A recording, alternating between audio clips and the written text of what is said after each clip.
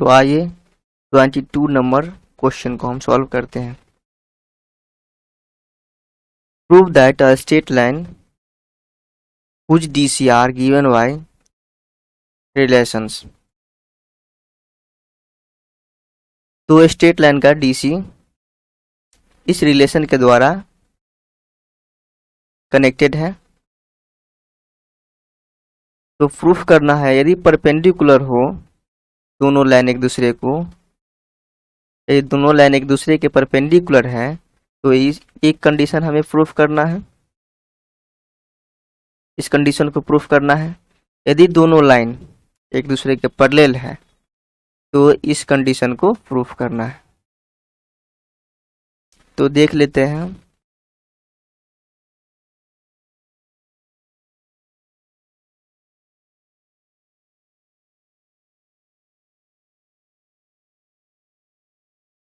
Proof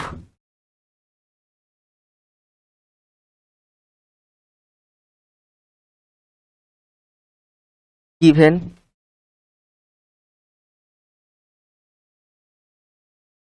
relation are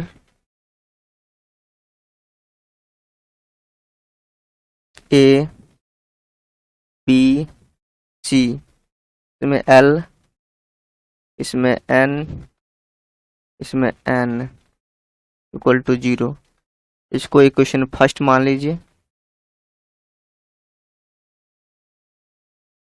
और second दिया गया है एफ जी एच, इसमें एम एन है, इसमें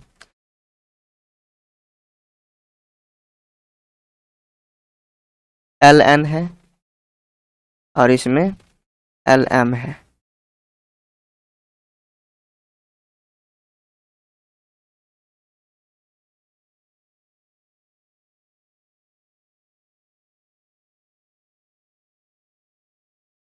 तो देखिए एल एम एन जो हुआ डीसी है लाइन का, इसी को सॉल्व कीजिएगा तो लाइन का डीसी निकलेगा और इस डीसी को ही हम परपेंडिकुलर और पैरेलल के कंडीशन में यूज करते हैं, इसीलिए हम इस डीसी को ही फाइंड कर लेते हैं। तो इस दोनों इक्वेशन को हम एल एम एन के लिए सॉल्व कर लेते हैं।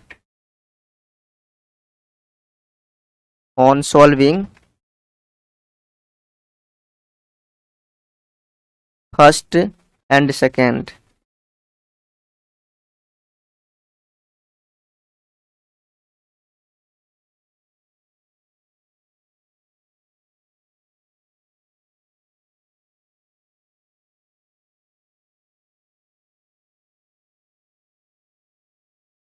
तो इसे हम सब्स्टिट्यूशन मेथड के द्वारा सॉल्व कर लेते हैं।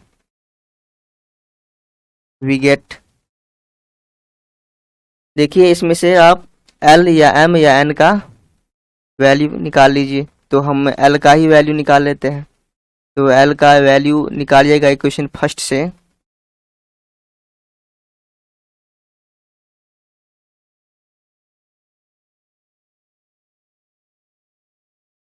तो हो जाएगा आपका minus P M plus C N, ये दोनों नेगेटिव हो गया और ए से डिवाइड कर लीजिए। तो एल का वैल्यू ए हो गया, इसे पुट कर लीजिए सेकंड में, पुट इन सेकंड, सेकंड में पुट कीजिएगा। तो जहाँ जहाँ पर एल रखा हुआ वहाँ पे वैल्यू रख दीजिए। तो F M N plus G N, L यहाँ पर रखा हुआ है तो एल की जगह पर आप इस वैल्यू को रख दीजिए, minus P M plus C N.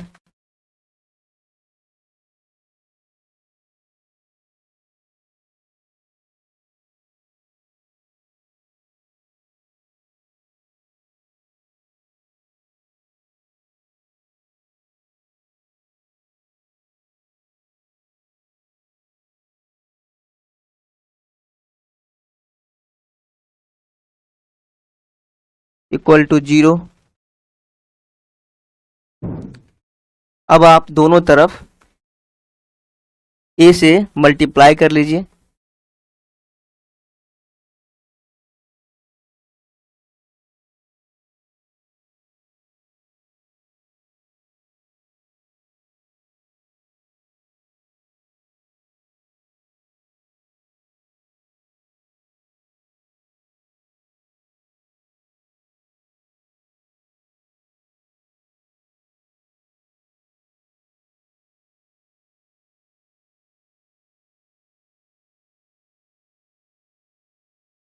ए से मल्टीप्लाई कर लीजिएगा तो आपको ए आ जाएगा।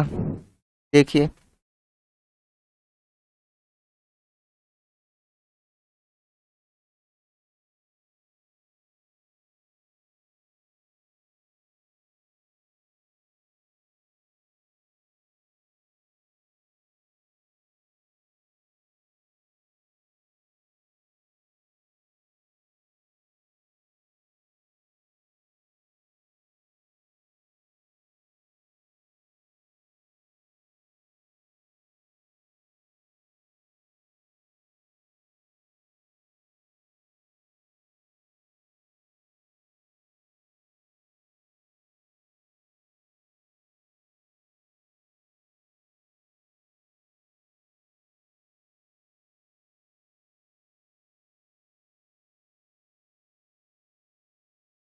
अब आप इसे सिंप्लीफाई कर लीजिए।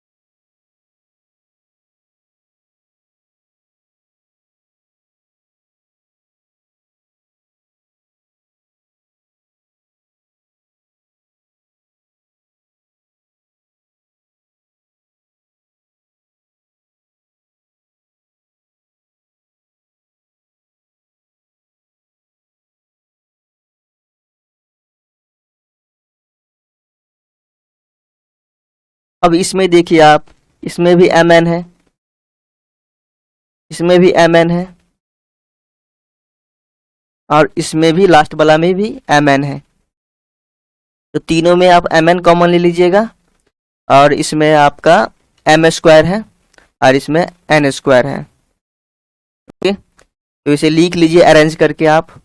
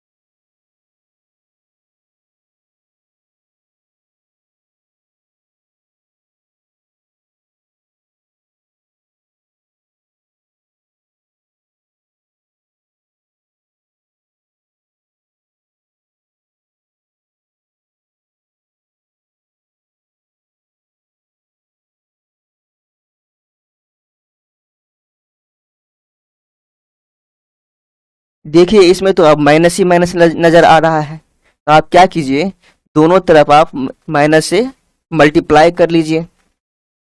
तो माइनस से मल्टीप्लाई करने के बाद आपका पॉजिटिव पॉजिटिव आ जाएगा तीनों तीनों जगह।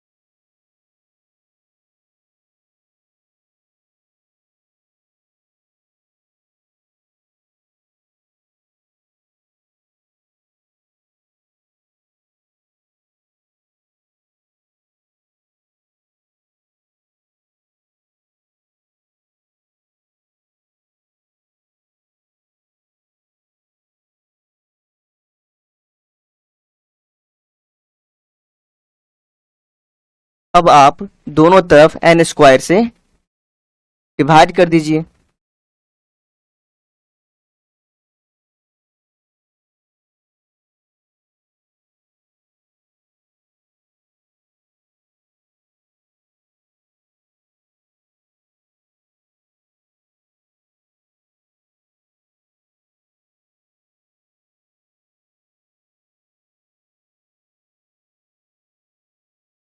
अब देखिए एक क्वाड्रेटिक इक्वेशन बन चुका है। x के जगह पर आप m/n को देखिए, this is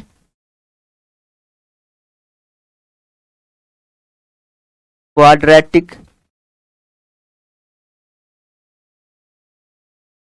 in term of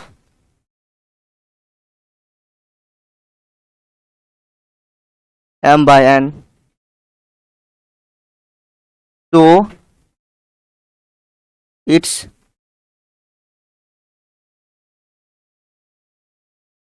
two roots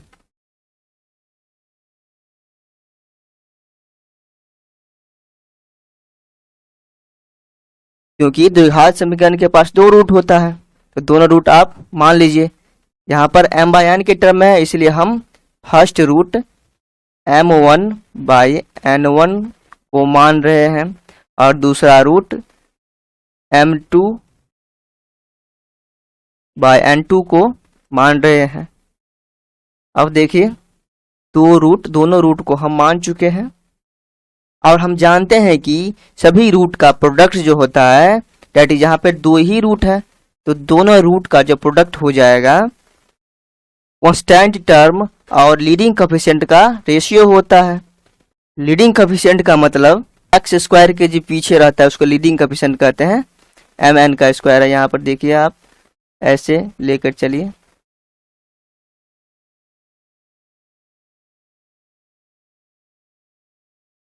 तो BH यहाँ पर लीडिंग कोएफिशिएंट है,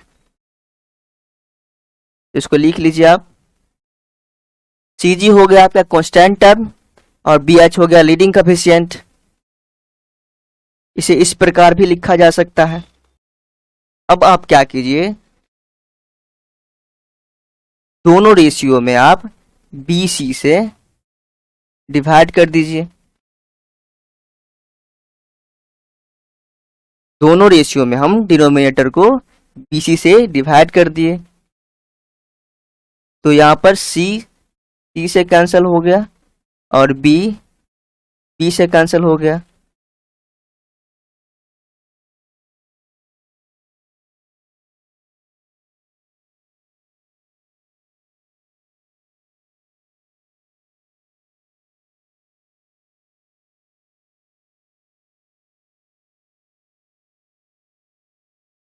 तो आपको फाइनली ये प्राप्त हो गया। देखिए, तो हम L इक्वल टू ए लेकर चले थे, L इक्वल टू यदि पुट किए थे इक्वेशन सेकंड में, तो हमें ये प्राप्त हुआ। ठीक इसी प्रकार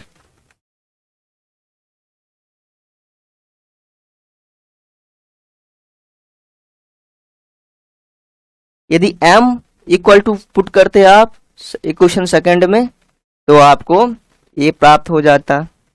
क्योंकि देखिए यदि L हम पुट किए थे, L का वैल्यू पुट किए थे यदि सेकंड इक्वेशन सेकंड में, तो m और n के टर्म में आया, इसलिए आप m का वैल्यू यदि पुट करते तो L और n के टर्म में आता। तो L और n के टर्म में मतलब L1 L2 और N1 N2, तो यहाँ पर आता F/A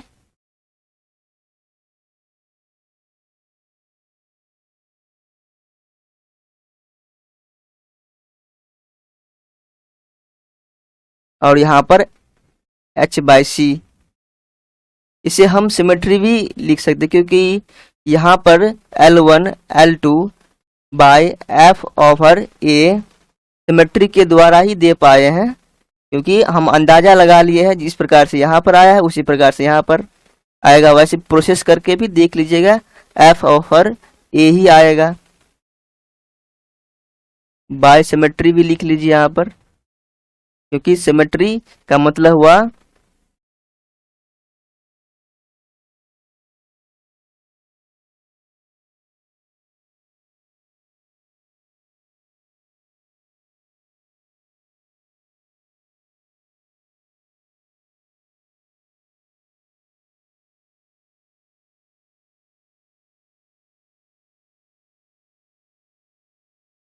ऊपर वाले को देखकर हम नीचे वाले को लाए हैं।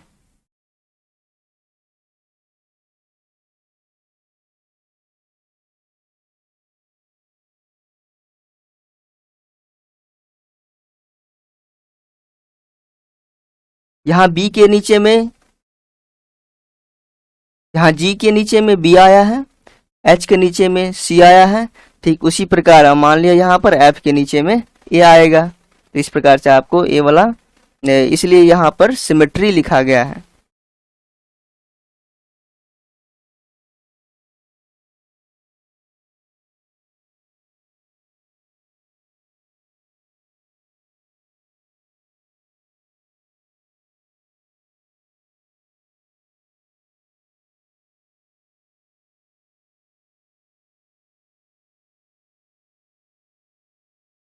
अब दोनों के मदद से आप ये लिख सकते हैं। देखिए, ये तीनों रेशियो एक दूसरे के बराबर हैं, तो ये तीनों को हम मान लेते हैं किसी एक कांस्टेंट के बराबर हो गया। कांस्टेंट मान लेते हैं के है।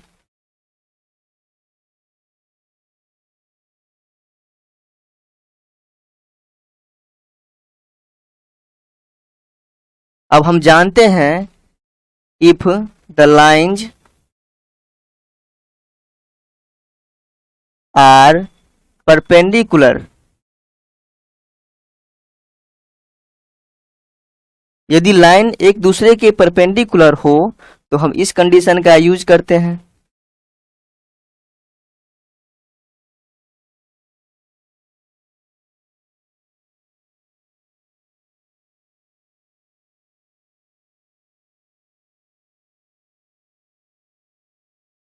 अब देखिए, यहां से आप तीनों का वैल्यू पुट कर लीजिए। यहां से L1 L2 plus M1 M2 plus N1 N2। देखिए, L1 L2 का वैल्यू आप इसको इक्वेटिंग करके फर्स्ट वाले को K के साथ इक्वेटिंग करके निकल जाएगा। M1 M2 का वैल्यू सेकेंड वाले को इक्वेट कीजिए आप K के साथ, तो फाइंड हो जाएगा। और N1 N2 का वैल्यू थर्ड वाले को इक्वेट कीजिए आप K के साथ, तो निकल जाएगा। तो L1 L2 का वैल्यू हो गया। इसमें आप क्या कीजिए, दोनों तरफ आप K से डिवाइड कर लीजिए। तो F by A, G by B और H बाय C आ जाएगा। तो परपेंडिकुलर के लिए हमें यही प्रूफ करना था।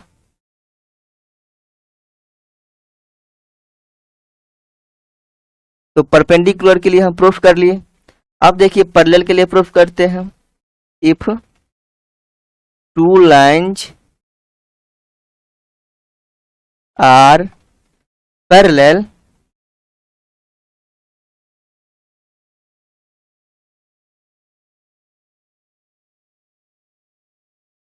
टू ईच अदर,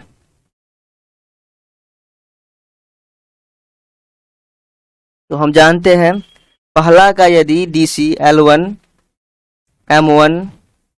M1 हो और दूसरा का DC यदि L2 M2 N2 हो, तो दोनों का रेशियो जो होता है आपका इक्वल हो जाता है। ठीक, तो इस पे आप कंसीडर कीजिए, इसको आप कंसीडर कीजिए। देखिए, इसे आपको ये लिख सकते हैं आप M1 bye N1 M2 bye N2। देखिए, इसमें क्या किए हम, N1 को इस तरफ ले आए हम और M2 को इस तरफ ले आए, क्योंकि द्विघात समीकरण का रूट हम इसी फॉर्म में माने हैं। तो यहाँ पर ऐसे तो लिख ही सकते हैं हम। अब देखिए, पहला रूट हम इसको माने थे M1 बाय N1 को, और दूसरा रूट हम इसको मान लेते, देखिए दोनों रूट इक्वल आ चुका है। यदि हम दोनों लाइन को पैरेलल लेके चल रहे हैं तो दोनों, ये देखिए दोनों रूट इक्वल आ चुका है। पहला रूट m1 बाय n1 था और दूसरा रूट m2 बाय n2 था। दोनों रूट यहाँ पर इक्वल आ चुका है। अब किसी भी क्वाड्रेटिक इक्वेशन में, द्विघात समीकरण में दोनों रूट एक दूसरे के इक्वल हो जाए तो हम जानते हैं डिस्क्रिमिनांट 0 हो जाता है। डिस्क्रिमिनांट 0 हो जाता है। तो लिख लीजिए, इसका मतलब हुआ implies दैट डिस्क्रिमिनांट, इसे हम कैपिटल डी से इंडिकेट करते हैं, 0 हो जाएगा। और डिस्क्रिमिनांट का फॉर्मूला होता है b² minus 4ac equal to 0। अब देख लीजिए क्वाड्रेटिक इक्वेशन में b का वैल्यू क्या है, मतलब m बाय n के पीछे में क्या लगा हुआ है, देख लीजिए, क्योंकि x के जगह पर m बाय n है ना, m बाय n के टर्म में यहाँ पर द्विघात समीकरण है। तो देख लीजिए m बाय n के पीछे जो रहता है उसको b कहते हैं।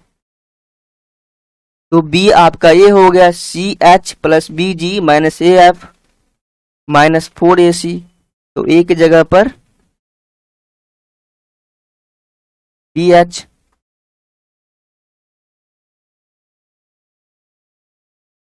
CG equal to 0। इसे आप a plus b plus c के होल स्क्वायर पर तोड़ लीजिए। तो a² plus b² plus c² plus 2ab plus 2bc plus 2ca हो जाएगा। तो यहाँ पर ध्यान दीजिएगा, यहाँ पर प्लस की जगह पर माइनस है, तो इसके अनुसार से हो जाएगा फॉर्मूला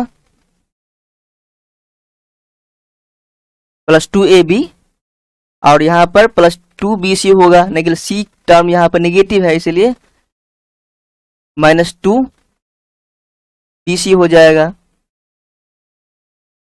माइनस आ जाएगा यहाँ पर BG AF, यहाँ भी माइनस हो जाएगा क्योंकि यहाँ पर CA आएगा तो C यहाँ पर निगेटिव है इसीलिए यहाँ पर निगेटिव हो जाएगा। अब माइनस 4BH CG तो ऑलरेडी रखा हुआ है पहले से, ये वाला टर्म।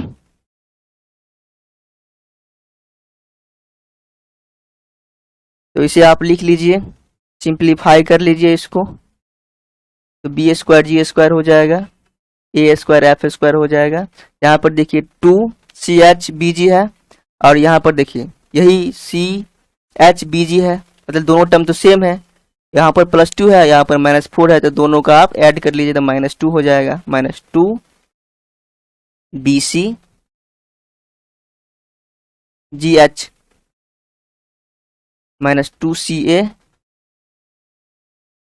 यहाँ पर देखिए CA HF और माइनस 2AB FG। देखिए यही प्रूफ करने के लिए बोला गया था ना, चलिए प्रूफ हो चुका है आपका।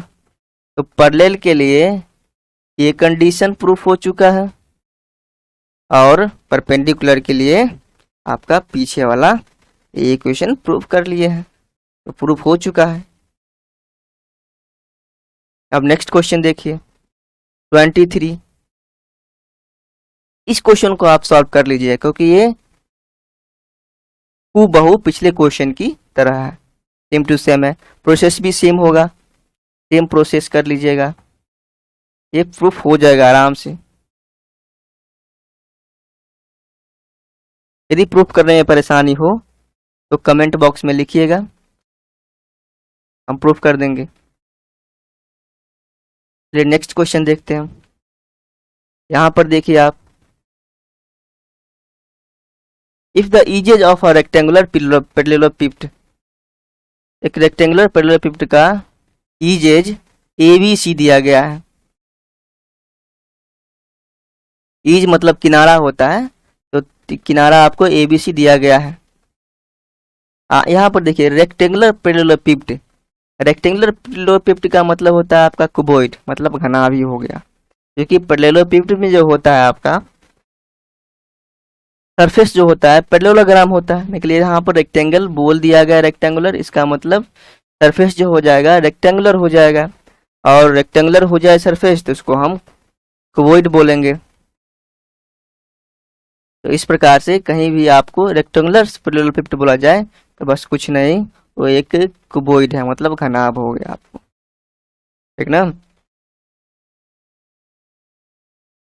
तो ये प्रूफ करना है हमें, द एंगल बिटवीन 4 डायगोनल, तो 4 डायगोनल बनेंगे उसमें, चारों डायगोनल के बीच के एंगल जो होगा,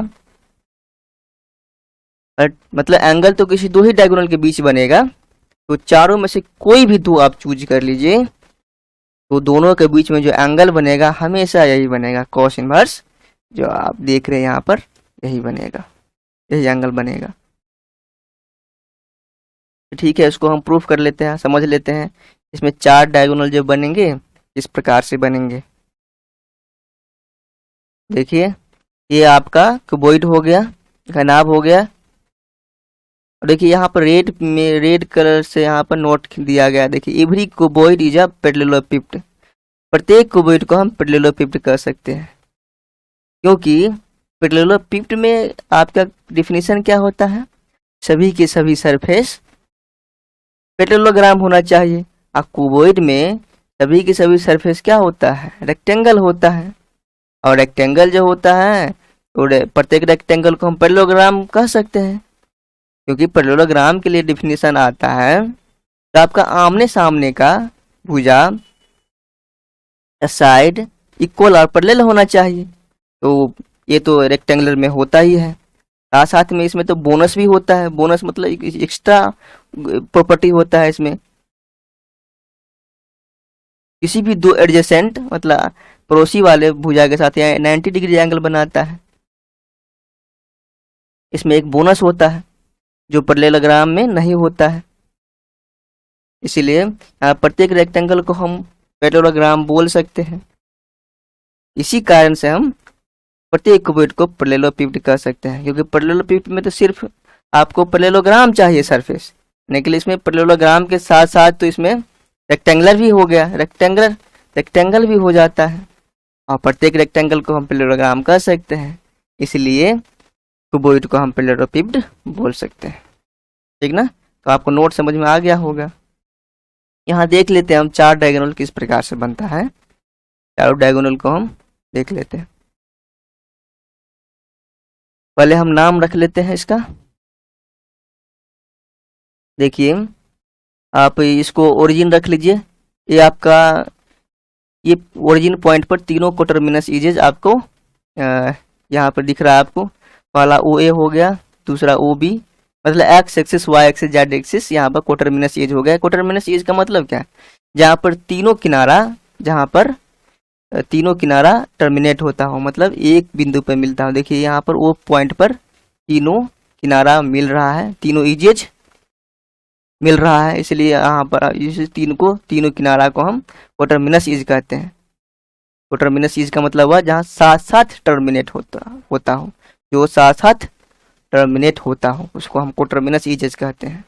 यहाँ पर तीनों के तीनों किनारा जो है यहाँ पर ओ ए ओ बी ओ सी तीनों एक ही पॉइंट पर मैच हो रहा है, इंटरसेक्ट कर रहा है, तो इसीलिए हम इसको कोटरमिनस एजेस कहते हैं, ठीक है। तो इस कोटरमिनस एजेस को हम मान लेते हैं, क्योंकि घनाभ में जो होता है लंबाई या चौड़ाई और ऊंचाई, लेंथ ब्रीथ और हाइट तीनों डिस्टिंक्ट हो सकता है, तीनों अलग अलग हो सकता है, इसलिए यहाँ से ओ ए को हम मान लेते हैं, ओ ए डिस्टेंस को ए मान लेते हैं, और ओ बी डिस्टेंस को बी मान लेते हैं, और ओ सी डिस्टेंस को सी मान लेते हैं, ओके।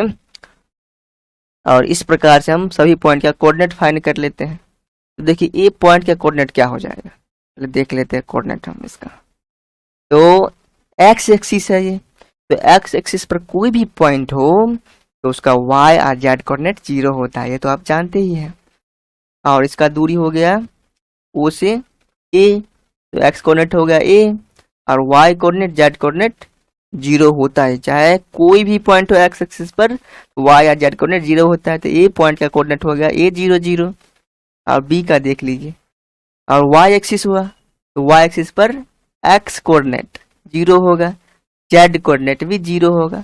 और वाई कोऑर्डिनेट के लिए हम इसका लेंथ देख लेते हैं। देखिए वो बी है यहाँ पर, ओ से बी तक का लेंथ, तो बी हो गया। तो बी पॉइंट का कोऑर्डिनेट 0 बी 0 हो गया। और सी पॉइंट का कोऑर्डिनेट देख लीजिए 0 0 सी हो जाएगा, क्योंकि जेड एक्सिस पर कोई भी पॉइंट हो तो एक्स वाई कोऑर्डिनेट 0 होगा।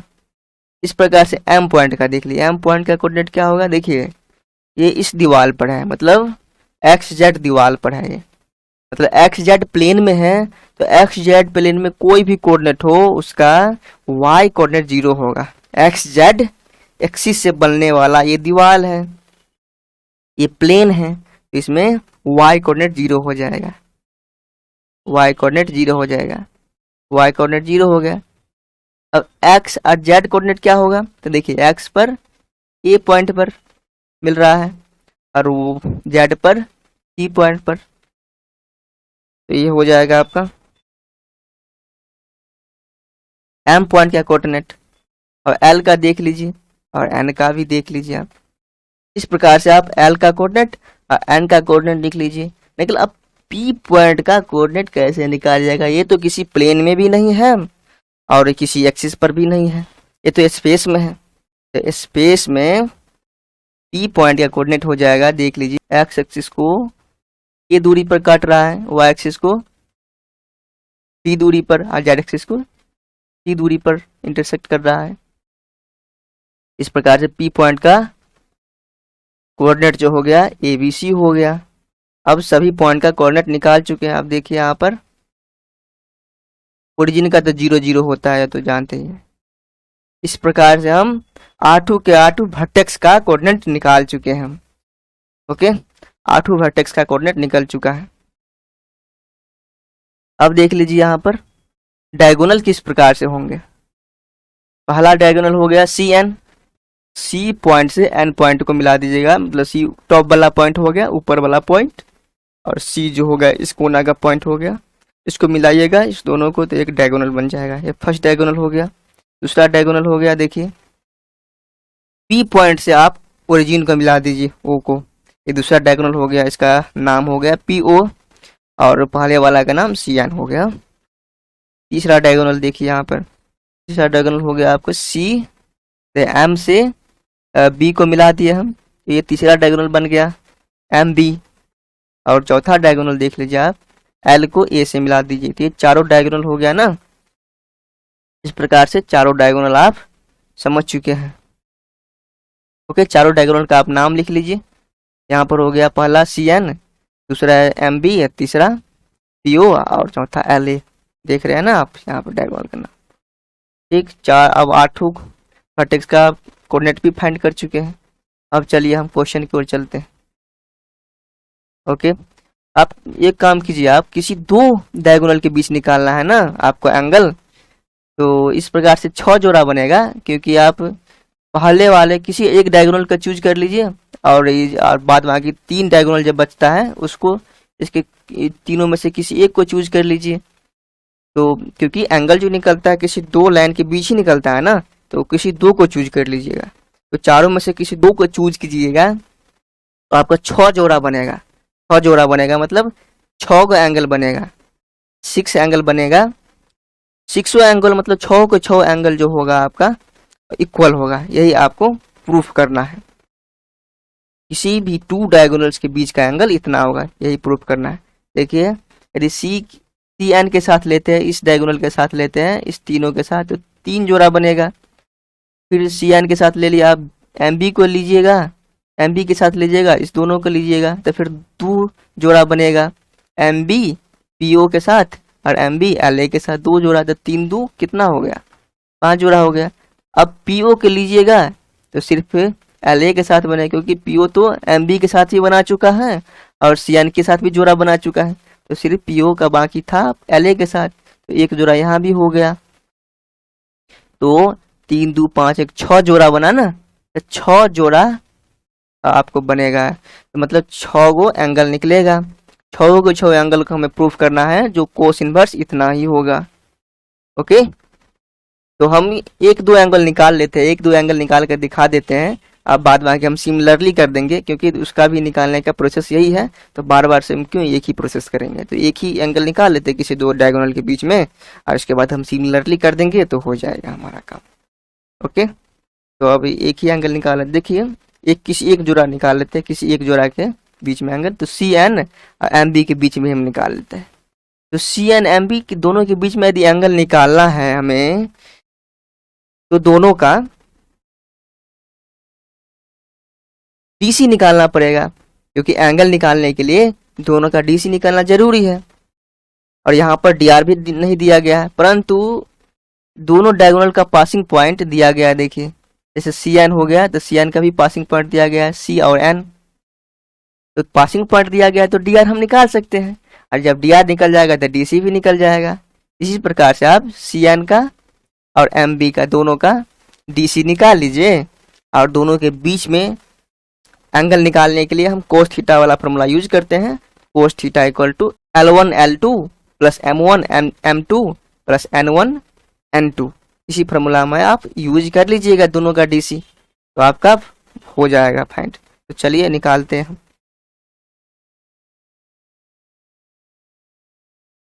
पहले सी एन का डी आर निकाल लेते हैं। इस प्रकार से हम दोनों डायगोनल का डी आर निकाल चुके हैं। अब डीसी निकाल लीजिए। सी एन डायगोनल का डीसी ये हो गया, एम बी डायगोनल का डीसी ये हो गया। दोनों के बीच के एंगल को हम मान लेते हैं थीटा। अब आप L1 M1 N1 और L2 M2 N2 का वैल्यू रख लीजिए यहाँ से। तो कोस थीटा का वैल्यू ये फाइंड कर लिया। आप कोस को इस तरफ लेके चले जाइए तो कोस इन्वर्स हो जाएगा। इस प्रकार से आप पहले जोड़ा के बीच में, मतलब डायगोनल के जोड़ा के बीच में एंगल निकाल चुके हैं। पहला एंगल इसलिए हम इसको थीटा 1 मान लेते हैं। इसी प्रकार से आप कोई भी दो जोड़ा लीजिएगा तो आपका इसी प्रकार से एंगल बनेगा। जिस प्रकार से आप पहले जोड़ा के बीच में आप निकाले हैं एंगल, उसी प्रकार से आप दूसरा जोड़ा भी लीजिएगा तो एंगल निकालिएगा तो इस प्रकार से ही निकलेगा। फर्क बस इतना पड़ जाएगा, ए स्क्वायर के पीछे में यहाँ माइनस लगा हुआ है तो ये माइनस शिफ्ट होके बी स्क्वायर के पीछे में लग जाएगा। A square minus b square plus c square. आप तीसरा जोड़ा लीजिएगा तो इसी प्रकार से एंगल निकल जाएगा, a square plus b square minus c square, मतलब माइनस ये शिफ्ट होके यहाँ पे चला आया। तीन और एंगल निकलेगा यहाँ पर। जिस प्रकार से तीनों निकाले हैं तीन और निकलेगा। इस प्रकार से कभी ए स्क्वायर माइनस में आएगा, कभी बी स्क्वायर माइनस में आएगा और कभी सी स्क्वायर माइनस में आएगा। मतलब तीनों कभी कभी माइनस भी आएगा, कभी कभी प्लस भी आएगा। इसलिए दोनों साइन लेकर चलते हैं, plus minus plus minus plus minus. तो इस प्रकार से डायगोनल के बीच में जो एंगल बनेंगे इसी फॉर्म में बनेंगे। एक्चुअली आपसे ये फॉर्म पूछा जा रहा था, मतलब जिस चारों डायगोनल में से किसी भी दो डायगोनल के बीच में आप एंगल जो बनाएंगे इसी फॉर्म में ये एंगल बनेगा। पार्टिकुलर केस में पार्टिकुलर जगह पर माइनस प्लस चेंज होता रहेगा, इस पर सिर्फ ध्यान दीजिएगा। जैसे हम पहले जोड़ा के बीच में एंगल निकाले हैं तो देखिए यहाँ पर माइनस आया है, इस दूसरे जोड़ा के बीच में तो यहाँ पर माइनस, बी स्क्वायर के पीछे माइनस। इसी प्रकार से माइनस प्लस यहाँ पर शिफ्ट होता रहेगा, इसलिए दोनों साइन लेके चल रहा है। एक्चुअली में आपसे फॉर्म पूछा जा रहा था, इसी फॉर्म में एंगल निकलेगा, यही फॉर्म आपको प्रूफ करना था, तो हम प्रूफ कर चुके हैं।